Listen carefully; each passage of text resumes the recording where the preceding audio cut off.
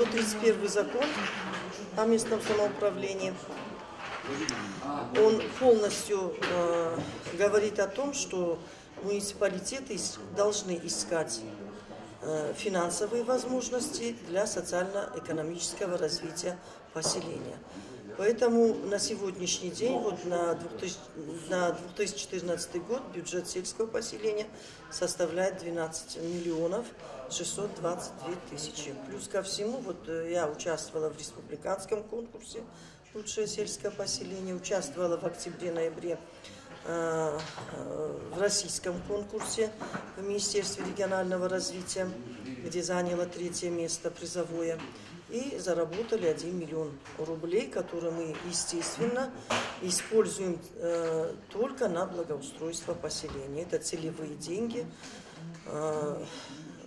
которые идут только на благоустройство поселения.